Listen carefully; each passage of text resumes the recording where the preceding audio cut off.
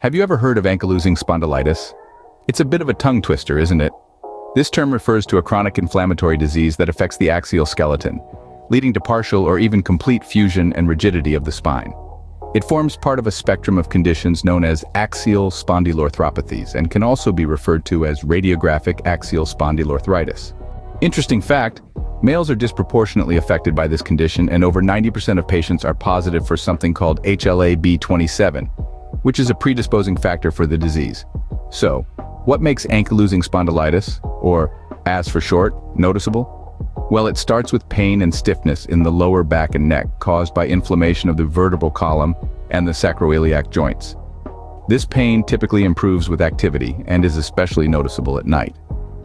Other signs include restricted spine mobility and tenderness of the sacroiliac joints on provocation tests, such as the Faber test. The most common extra-articular manifestation is acute unilateral anterior uveitis. In layman's terms, it's an inflammation of the middle layer of the eye. Moreover, kyphosis and fusion of the costovertebral joints can lead to restrictive lung disease. Now, diagnosing AS primarily relies on identifying typical clinical features, elevated inflammatory markers, HLA-B27 positivity, and evidence of inflammatory changes and ankylosis of the sacroiliac and/or intervertebral joints on imaging. However, it's worth noting that these typical features might not be present on imaging in early AS, but the presence of several classical clinical and laboratory features is sufficient to confirm the diagnosis and initiate treatment. Unfortunately, there is no curative treatment for AS. However, regular physiotherapy can slow disease progression. Pharmacotherapy for AS includes non-steroidal anti-inflammatory drugs and/or TNF-A inhibitors such as infliximab, adalimumab, etanercept. In severe cases, surgery such as arthroplasty may be considered to improve the patient's quality of life. One important thing to remember is that patients with AS are at an increased risk of osteoporosis and pathological fractures, also known as chalk-stick fractures.